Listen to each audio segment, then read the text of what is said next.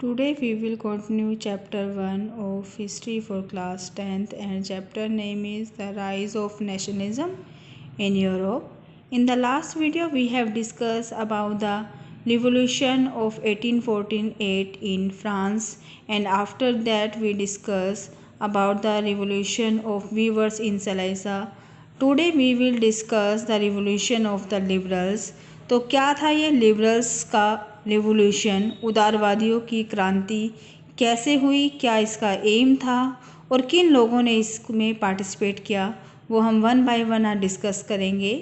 तो ये जो पहले रिवोल्यूशन था ये पैरेलल चला था रिवोल्ट ऑफ पुअरर के साथ, यानी कि जो गरीब लोगों की क्रांतियाँ थी उसके साथ साथ ही ये रेवोल्यूशन ऑफ लिबरल्स चल रहा था, उदारवादियों की क्रांति भी चल रही थी।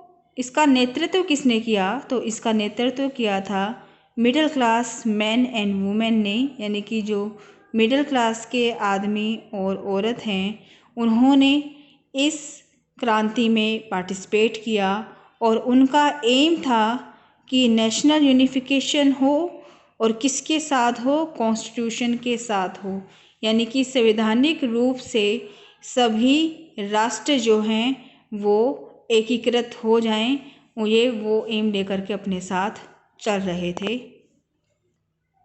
तो यहाँ पे हम देखेंगे case of Germany. Case of Germany के अंदर हम लोग अगर बात करें तो यहाँ पे जो मिडिल क्लास का ग्रुप था जो कि प्रोफेशनल से बना हुआ था, डॉक्टर्स टीचर्स से बना हुआ था, ये मिडिल क्लास ग्रुप क्या करता है, ये फ्रैंकफर्ट एक पार्लियामेंट थी। अब पार्लियामेंट भी हम लोग कहेंगे कि वहाँ पर पार्लियामेंट जो है वो बनी थी, लेकिन ये एक्चुअली में एक सेंट पॉल चर्च था जिसके एक एरिया के अंदर, जिसे फ्रैंकफर्ट कहा जाता था, वहाँ पर एक पार्लियामेंट जो है वो ऑर्गेनाइज की गई। और इस पार्लियामेंट के अंदर क्या किया गया, एक जर्मन नेशनल असेंबली के लिए वोट किए गए।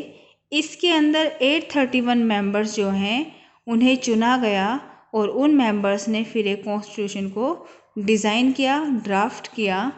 तो इस कॉन्स्टिट्यूशन को लेकर के गए उस समय जो पर्शिया था, यानी कि अगर हम लोग जर्मनी की बात करते हैं तो जिसे हम पर्शिया करके पढ़ रहे थे वो पर्शिया ही मॉडर्न जर्मनी है।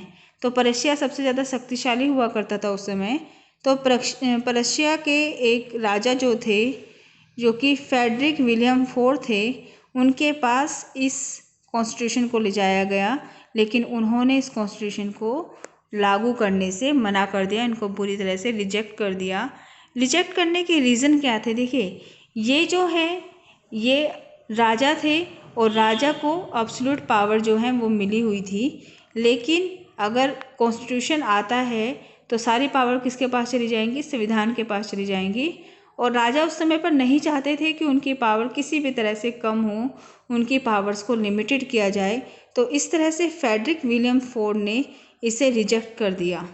ठीक है, अब इसके रिजल्ट क्या निकले? लेकिन इसको रिजेक्ट करने के बावजूद भी फ्रेडरिक विलियम फोर्ड जैसे जो नोबलमैन थे, जो एरिस्टोक्रेटिक थे, वो एक बात को समझ गए थे कि जो मोनार्क थी वहाँ भी वो एक बात को समझ गई थी कि अब उन्हें थोड़े से जो हैं वो जो रूल चल रहे हैं, जो लॉ चल रहे हैं, उनको थोड़ा मॉडर्नाइज करना पड़ेगा, क्योंकि अगर वो उसे मॉडर्नाइज नहीं करेंगे तो लोग उनके खिलाफ हो सकते हैं।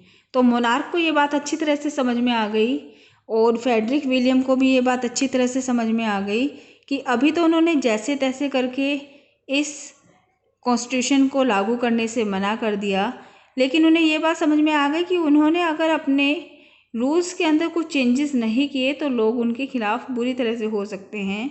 क्योंकि आसपास के जो एरिया थे, जैसे फ्रांस में हमने देखा कि वहाँ पर क्रांति हो चुकी थी, ठीक है ना, और भी उससे पहले 1830 से ही हमने देखा था कि बहुत सारे रिवोल्ट हो चुके थे। तो इस तरह का सरफेस था कि अगर मोनार्क किसी भी बात को फॉलो नहीं करता है या अगर मोनार्क थोड़े से रूल्स को अगर ढीला नहीं रखता है तो उसके खिलाफ भी विद्रोह हो सकता था। तो मोनार्क क्या करता है, वो कुछ कंसेशन देता है। कंसेशन कैसा? Serfdom and bonded labour were abolish. तो जो जागीरदारी प्रथा थी तो उसे सर्फडम कहा जाता था, तो वो एक तरह से अबोलिश की जाए, और जो लोगों को बंधुआ मजदूर बना करके वहाँ पर काम किया जाता था उसे भी अबोलिश कर दिया गया। ये रिजल्ट निकल गया एक तरह से। हालांकि जर्मनी में जो लिबरल रेवोल्यूशन थी वो पूरी तरह से सक्सेस नहीं हो पाई, लेकिन फिर भी इसके कुछ पॉजिटिव रिजल्ट निकले। ठीक है, तो इन पॉजिटिव रिजल्ट को देखा हमने कि मोनार्क ने थोड़ा कंसेशन दिया, सर्फडम दिया और बॉन्डेड लेबर को अबोलिश कर दिया। अब एक सबसे मेन बात आती है, वो है पोजीशन ऑफ वुमेन। तो औरतों की क्या पोजीशन थी किसके दौरान, जो ये लिबरल रेवोल्यूशन चली थी उसके दौरान औरतों ने किस तरह से पार्टिसिपेट किया, वो हमें देखना है। तो वुमेन्स ने बहुत ही एक्टिवली जर्मन रेवोल्यूशन में, यानी कि जो जर्मनी की ये क्रांति हुई थी उसमें औरतों ने बहुत ही एक्टिवली पार्टिसिपेट किया था, बहुत ही सक्रिय भूमिका निभाई थी। They work and help to form constitution. जब ये कॉन्स्टिट्यूशन फ्रैंकफर्ट पार्लियामेंट में बन रहा था उस समय भी औरतों ने वहाँ पर बहुत ही एक्टिवली जो है वो पार्टिसिपेट किया था, बहुत ही काम जो है वो किया था, हेल्प की थी उनकी। लेकिन उसके बावजूद भी, इतना पार्टिसिपेशन करने के बावजूद भी उन्हें वोटिंग पावर नहीं दी गई, राइट टू वोट उन्हें नहीं मिला। जब फ्रैंकफर्ट पार्लियामेंट में क्या बनाया जा रहा था, कॉन्स्टिट्यूशन बनाया जाता था, उस समय भी उन्हें स्पेक्टेटर की तरह, दर्शक की तरह सिर्फ विजिटर गैलरी में खड़ा कर दिया गया। जब मीटिंग ऑर्गेनाइज हो रही थी फ्रैंकफर्ट पार्लियामेंट में, तब भी औरतों से इस विषय में कोई भी राय नहीं ली गई। तो औरतों का इतना पार्टिसिपेशन करने के बावजूद भी उन्हें राइट टू वोट जो है वो नहीं मिला, जो कि औरतों की सबसे बड़ी पहचान थी, वो उन्हें नहीं दी गई थी, उन्हें वोट करने का अधिकार नहीं दिया गया था। फ्रैंकफर्ट पार्लियामेंट में भी उन्हें दर्शकों की तरह बस खड़ा कर दिया गया, वहाँ पर भी उन्हें किसी तरह का कोई अधिकार जो है संविधान के अंदर नहीं दिया गया। तो कहने की बात यह है कि यूरोप जैसे डेवलप एरिया में भी स्टार्टिंग में अगर हम बात करें तो महिलाओं की स्थिति कोई ज़्यादा खास या ज़्यादा अच्छी नहीं थी। उन्हें भी, जैसे हमारे नेशनल मूवमेंट में भी एक बात देखी गई कि जब भारत के नेशनलिज्म को हम पढ़ेंगे, राष्ट्रवाद को हम पढ़ेंगे, तो उसमें भी यही आएगा कि महिलाओं की स्थिति कैसी थी, महिलाओं को किस रूप में देखा गया कि क्या वो पार्टिसिपेशन कर सकती हैं राष्ट्रीय आंदोलन के अंदर।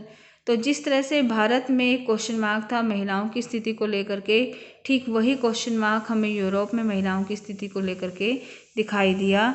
तो यहाँ पर पोजीशन ऑफ वुमेन से रिलेटेड भी कई बार क्वेश्चन जो हैं वो पुट होते हैं। 3 मार्क्स के क्वेश्चन वो आपके एग्ज़ाम में आ सकते हैं। तो कल हम देखेंगे unification of Germany.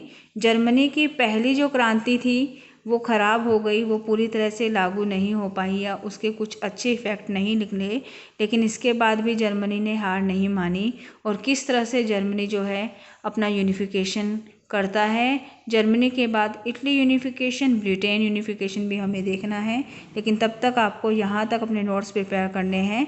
Thank you so much.